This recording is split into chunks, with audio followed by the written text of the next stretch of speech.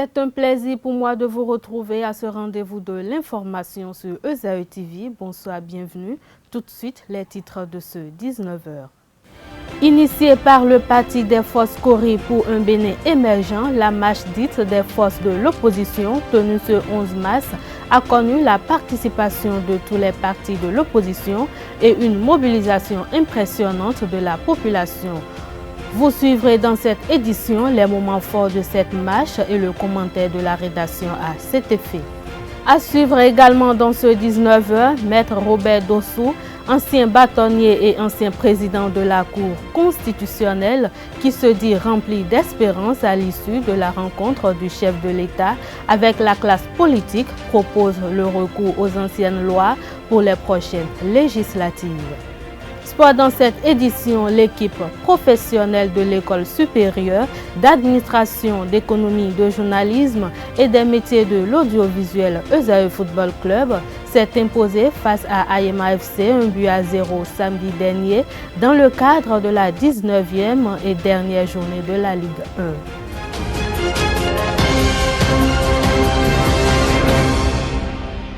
À nouveau, bonsoir. Les forces politiques de l'opposition ont effectué ce jour à Cotonou une gigantesque marche de protestation pour exiger l'effectivité des élections législatives inclusives. Démarrée au stade de l'Amitié Mathieu Kérékou, cette marche qui s'est déroulée pacifiquement a pris fin à la place publique de l'Étoile Rouge de Cotonou. Le compte rendu avec Anita Marcos et Marcel Fandji.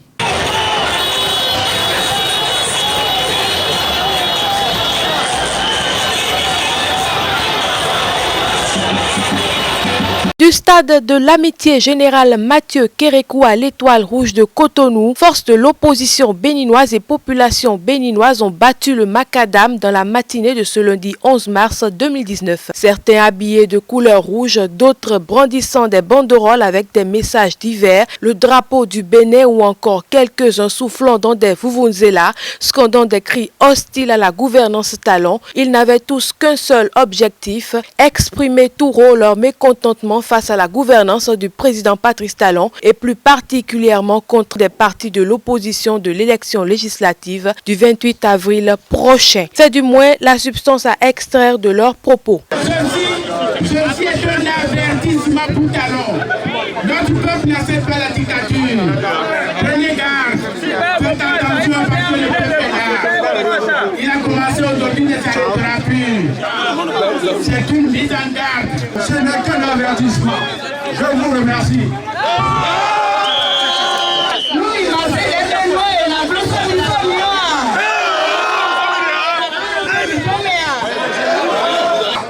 nous faisons gagner l'élection. C'est une chamaille opposition n'est jamais participée. Pas d'élection sans l'opposition au Bénin. Retour au pays de tous les asylums politiques. Retour au pays de tous les patriotes et démocrates. Entre autres revendications, les marcheurs exigent l'abrogation de toute loi scélérate votée contre les travailleurs et le peuple, notamment la nouvelle charte des partis politiques et le nouveau code électoral, le statut général de la fonction publique retirant le droit de grève aux travailleurs, la loi qui supprime le contrat à durée indéterminée CDI et toutes les lois restrictives contre les travailleurs, les magistrats et le peuple du Bénin. Le nouveau code de procédure pénale, la loi portant création de la Cour de répression des infractions économiques et du terrorisme CRIET et celle portant code numérique en République du Bénin. Ce que moi je propose, on ne change rien. Il n'y a qu'à délivrer le certificat de conformité à tout le monde. Certificat de conformité à tout le monde. Ceux qui vont participer aux élections. Mais comment tu ne vas pas délivrer le certificat de conformité? C'est pas normal.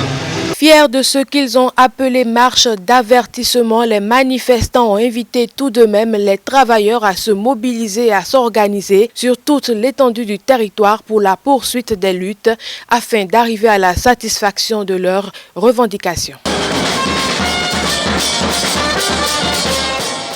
Restons toujours dans cette ambiance de la marche des partis de l'opposition qui a mobilisé des milliers de citoyens venus de diverses contrées. Beaucoup d'entre eux ont exigé l'annulation de la réforme du système partisan et exigent également la délivrance du certificat de conformité à tous les partis politiques sans exception. Suivant quelques-uns d'entre eux au micro d'Anita Marcos et de Marcel Fondji. Oui, monsieur le Président, c'est un humain. Il ne va pas rester insensible à cette marche. Vous voyez, nous attendons plus d'1 million de personnes ici. Et c'est pour réclamer une gouvernance normale. Il faut que les choses reviennent à la norme. Je suis venu marcher pour soutenir les partis d'opposition parce que nous sommes dans un État démocratique. Et dans un État démocratique, pour une élection, il faut que ça soit inclusif. Il faut que toutes les forces politiques puissent compétir pour qu'au moins chacun puisse choisir ses députés à l'Assemblée. Cette marche, c'est pour montrer à nos autorités, pour dire que non, on ne peut pas être chef d'État et être chef d'État d'une partie de la population. Quand on est chef d'État, on est le président de toute la nation. Donc dire que nous sommes le chef d'État des partis de la mouvance, non. On ne peut pas avoir élection entre deux partis de la mouvance ou entre des partis de la mouvance. L'opposition doit participer à une élection pour que la démocratie puisse triompher. Il faut ça là pour que le président Talon prenne conscience des enjeux et du poids lourd qu'il a sur la tête. Demain, il se retrouvera seul face aux sanctions du peuple. Nul n'a le droit et nul n'a intérêt à ce que le pays bascule dans l'anarchie. Si réellement, lors de la dernière rencontre, le chef d'État Patrice Talon est honnête, cette marche ne changera rien. Si réellement il a été honnête dans sa déclaration qu'il souhaite une élection inclusive, que nous marchions ou pas, ce qu'il a dit sera fait, à moins que c'est de l'hypocrisie. J'appelle mes compatriotes à marcher dans la paix, que ce soit les gens de la mouvance ou de l'opposition. Nous, les acteurs de la société civile, nous appelons les citoyens béninois à faire tout dans un consensus. Il faut qu'il ramène la balle à terre. Il faut qu'il sache qu'ici c'est le Bénin. Il y a quelque chose que nous appelons l'intelligentsia béninoise. Et c'est ça qu'il ignore. Restons dans le cadre de l'opposition politique au pouvoir Talon, qui a effectué une marche de protestation ce lundi dans les rues de Cotonou pour exiger les élections législatives inclusives. Une action qui ne devrait pas être puisque le chef de l'État a déjà témoigné sa volonté pour des élections inclusives lors de sa rencontre avec la classe politique. Je vous invite à suivre à cet effet le commentaire du jour que nous propose Abdelkader Achirou. Quelle serait l'utilité d'une marche si sa principale revendication est déjà prise en compte? La marche de revendication des opposants pour des élections législatives inclusives apparaît comme une action de trop.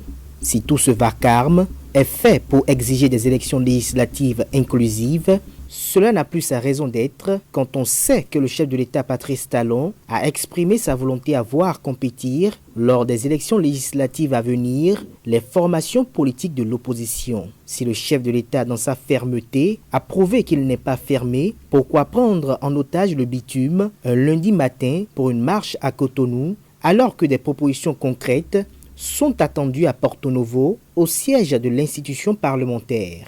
De pauvres Béninois sous le coup de l'oisiveté et du sensationnel, y ont accédé, d'autres moyennant une maudite somme de 1000 à 2000 francs CFA, compte tenu de la générosité du chef de délégation.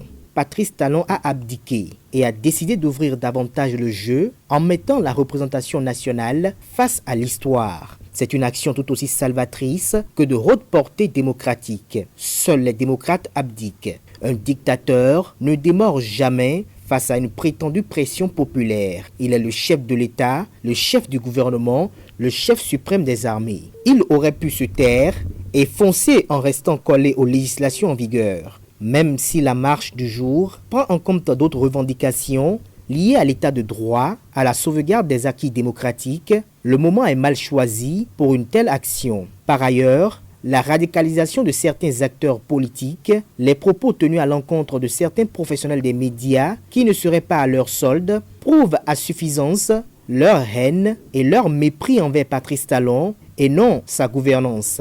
Pour eux, tout ce qui est fait par talon, de près ou de loin, est à l'envers. Plus loin, quand on s'intéresse au mobile de cette marche, une myriade d'interrogations légitimes nous plonge dans la tourmente et pour se retrouver, on peut se marrer des politiques en constatant combien de fois leur monde est bien dépourvu de valeurs éthiques et morales. La FCBE s'inspire aujourd'hui d'un communiqué de presse du Parti du Renouveau démocratique PRD qui jette du discrédit sur la Commission électorale nationale autonome Sénat pour organiser une marche. Cela prouve à suffisance que FCBE est partisan d'une discréditation des institutions de la République. Boniaï devrait interdire cela vu son charisme au sein de cette formation politique, car il a dénoncé maintes fois des manœuvres du genre sous son règne. Le PRD, dans son discrédit, exhibe le cas Augustin Aranvoye-Bla, qui serait toujours membre du PRD. Un énième canular qu'on pourrait assimiler à de la mythomanie, vu le caractère récurrent des situations du genre. Augustin Aranvoye-Bla, n'ayant pas adhéré au PRD par écrit, pourquoi voudrait-on qu'il fasse ses adieux à cette formation politique avec un procédé contraire à celui de son adhésion? Quand on adhère à un mouvement par écrit, on le quitte par écrit. Mais quand on y adhère informellement, c'est à travers l'informel que l'on se retire. C'est une question de logique. Adrien Humbedji devrait discipliner davantage les siens de sorte à éviter le pire. Certaines déclarations pourraient avoir un effet autodestructeur extrêmement corrosif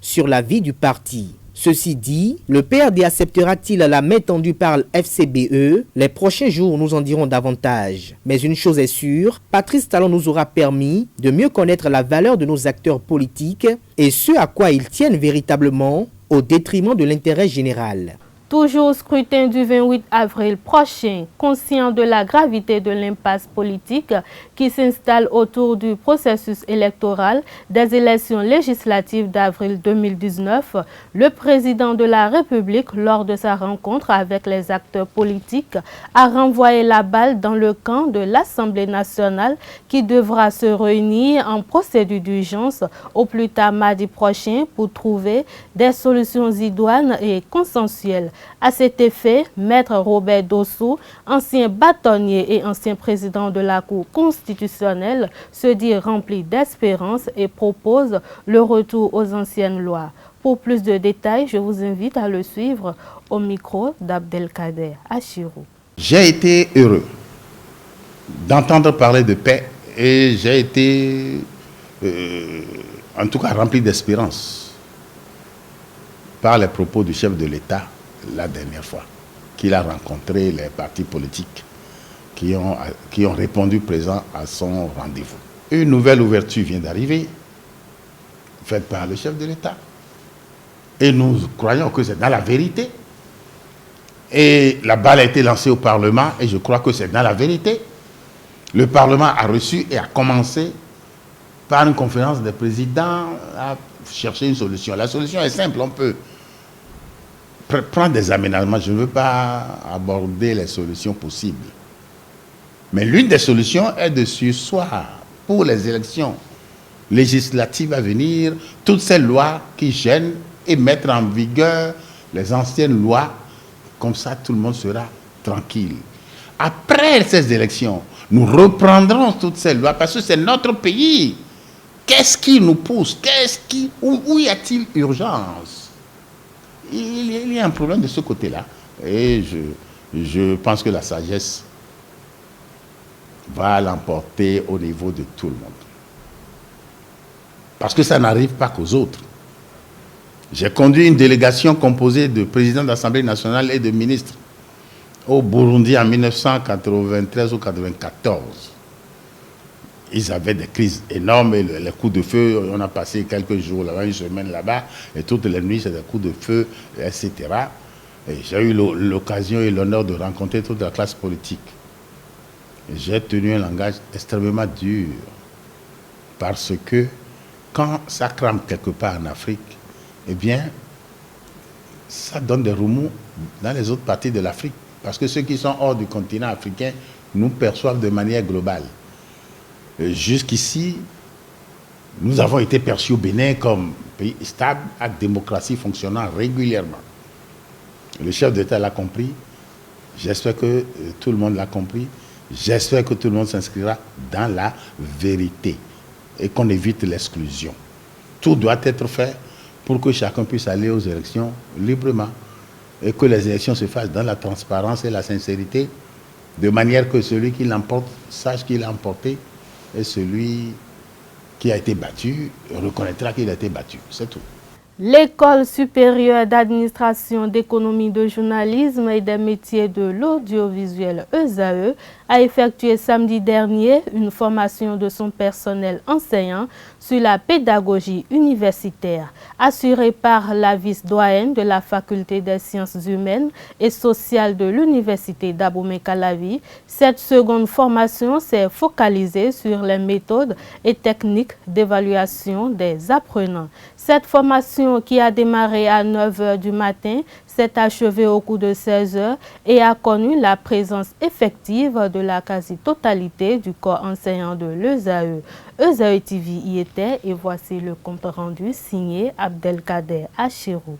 Comme prévu il y a 2 semaines, le personnel enseignant de l'École supérieure d'administration, d'économie, de journalisme et des métiers de l'audiovisuel ESAE a pris part le samedi 9 mars 2019 à une formation des formateurs sur les techniques et méthodes d'évaluation des apprenants. Lancée sous l'égide du fondateur du groupe ESAE, Clément Adéoti Adéchian, cette formation sur la méthodologie de l'évaluation des apprentissages à l'université s'inscrit dans le cadre d'une série de formations visant à revigorer les formateurs afin de mieux les outiller pour des formations de très bonne qualité à ESAE. Les participants approuvent l'initiative et souhaitent une multiplicité d'activités similaires.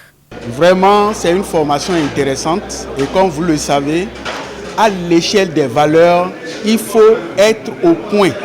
Et on a sollicité vraiment une femme qui nous a entretenus, d'abord sur ce qu'on doit enseigner aux étudiants sur le plan du système LMD. Et nous sommes allés vraiment dans des détails et je crois que nous sommes encore outillés davantage pour affronter les épreuves. Écoutez, c'est intéressant, on en sort un peu plus regardé en se disant qu'on va donner le meilleur de nous-mêmes pour faire en sorte que vraiment les apprenants reçoivent le maximum de nous, les enseignants. Ça fait 2 samedis qu'on a suivi ça. Moi, j'en sors complètement satisfait. Et puis en plus, elle laisse des documents de base. Avec ces documents de base, nous avons des référentiels. Voilà. Et je trouve que c'est très bien, c'est une bonne initiative. Ce genre de formation, il faut renouveler tout le temps. Ça ne veut pas dire que c'est des gens qui vont nous apprendre ce qu'on sait. Non, c'est des remises à niveau, c'est des remises en mémoire, c'est des remises en perspective. Et puis on se renouvelle, c'est se renouveler. Je trouve que c'est très bien. Assurée par la vice-doyenne de la faculté des sciences humaines et sociales de l'université d'Abomey-Calavi, cette formation s'inscrit dans la dynamique d'améliorer et de parfaire la pédagogie universitaire à ESAE. Elle s'est articulée autour des principes, modes et typologies d'une évaluation et ses fonctions différentes. À l'occasion, lors des discussions, les échanges se sont déroulés à bâton rompu et ce, dans une parfaite convivialité. La formatrice remercie la direction de l'ESAE pour la confiance renouvelée et exprime sa disponibilité à accompagner l'Institut dans de pareilles initiatives. J'ai un public très intéressant et très passionné. Et comme vous le savez, c'est des compétences, c'est de grandes personnalités qui ont pris part à ces ateliers-là. Et donc, avec leurs nombreuses expériences, forcément, les débats sont enrichissants. Et quand c'est ça, ça devient un rendez-vous du donner, du recevoir. Donc, autant j'en ai donné, autant j'en ai reçu également. Et c'est que du bonheur pour les deux parties. Nous avons croisé les réalités du système LMD, dont les Européens en font la promotion, et le système RESAO, qui est propre à l'espace ouest africain, est pratiqué par les pays de l'UEMOA, dont le Bénin en fait partie, et qui, quelque part, a pris appui sur le système LMD pour mettre en place un système éducatif qui soit un peu plus conforme à notre réalité africaine. Démarré le samedi 23 février dernier, ces séances de formation initiées dans le but d'outiller davantage le personnel enseignant de l'ESAE sur la pédagogie universitaire vont se dérouler périodiquement tout au long de l'année académique. Cette initiative témoigne de la volonté manifeste de l'ESAE à offrir aux apprenants non seulement un cadre d'études agréable, mais aussi et surtout une formation de qualité pour des résultats plus élogieux. Extravagance et séduction étaient au rendez-vous de la 4e édition de Bénin Fashion Week le samedi 8 mars 2019 dernier à Bénin Royal Hotel de Cotonou. Un rendez-vous auquel stylistes, accessoiristes, mannequins, maquilleurs se sont retrouvés face à un public enchanté par la diversité des couleurs des créations. Plusieurs pays voisins ont été représentés à cet événement riche en couleurs. Une occasion au cours de laquelle les jeunes ayant participé au concours Jeunes Talents dans les catégories de la coiffure, le stylisme, le maquillage et autres. Pour plus de détails, suivez ce compte rendu signé Billy Laibi et Marcel Fandji.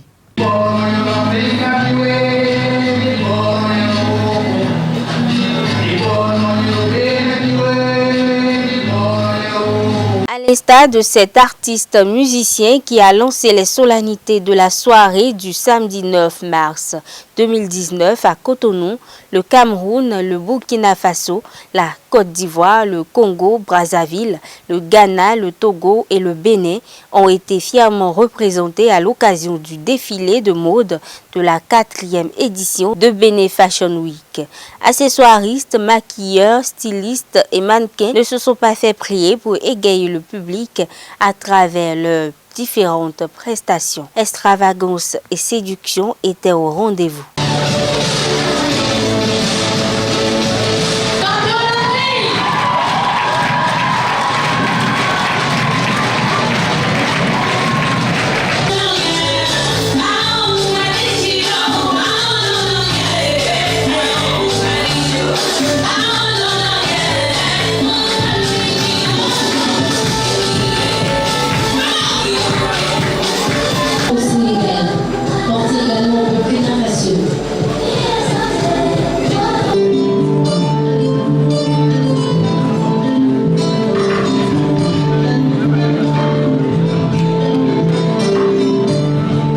Riche en couleurs, cet événement organisé par Miss Nat a pour objectif de promouvoir les talents au milieu artistique et artisanal. Pour cette nouvelle édition, un concours Jeunes Talents a été lancé dans les catégories coiffure, maquillage, mannequinat, stylisme. Les candidats ayant postulé ont présenté leurs œuvres au public et au jury le vendredi 8 mars. Au cours de la soirée du samedi, les plus méritants se sont vus nominés pour des distinctions. Inès Bodekon, une étudiante en programmation informatique, fait partie de ceux ayant postulé dans la catégorie coiffure. Elle apprécie l'organisation. Je l'ai trouvé vraiment bien. J'y avais participé l'année dernière en tant que modèle. Et je suis revenue cette année tenter ma chance et ça a marché. Sinon, je suis pas coiffeuse de profession, je suis étudiante. Je remercie tous mes parents, tous mes amis qui m'ont soutenue et je leur promets d'aller vraiment plus loin. Notifions que la soirée a été marquée par la présence de plusieurs acteurs culturels béninois comme étrangers, notamment le directeur des arts et du cinéma au ministère des Arts et de la Culture du Congo. La divinité Lissa et Torosso sont des divinités qui assurent la vie de ceux dont elles ont la charge de protéger, surtout quand on respecte leurs interdits. Ils sont aussi la cause de certaines pertes, ralentissement d'activité chez certains. Suivons le Rounogan Weze pour plus de précision. Il est au micro de Jacques Maouillon d'Almeida. On dit jumeau, que c'est un génie. Et on le voit aussi, il y a des hommes qui naissent jumeaux.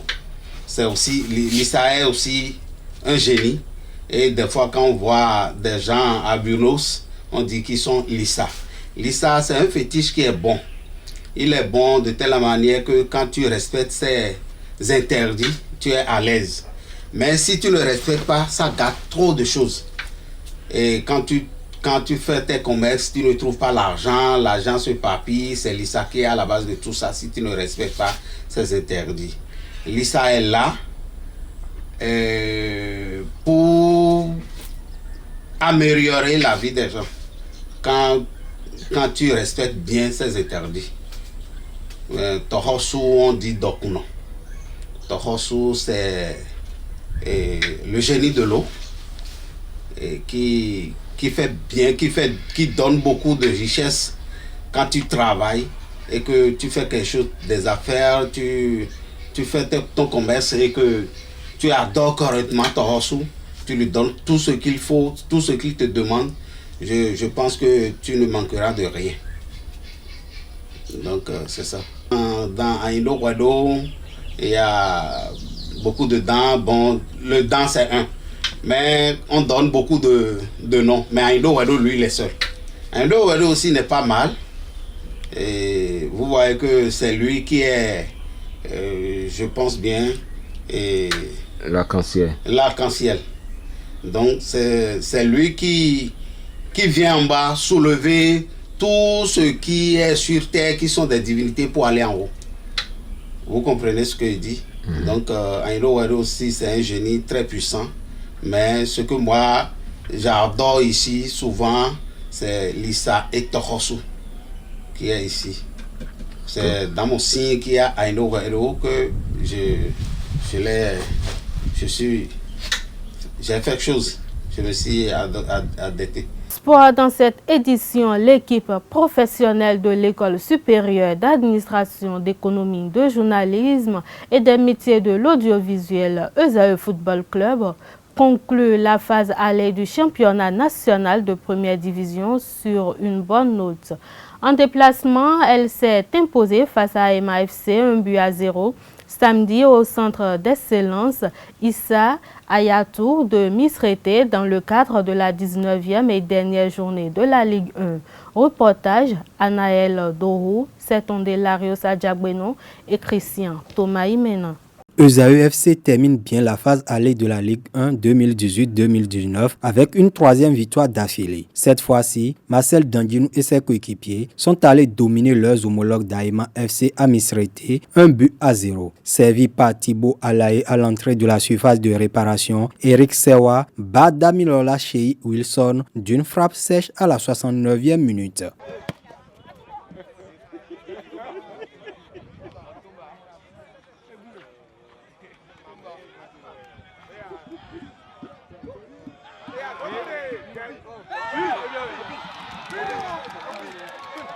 Après avoir concédé l'ouverture du score, Aïman se projette vers l'avant pour égaliser. Des espaces se libèrent derrière. ESAE multiplie les situations les plus nettes, mais sans faire le break.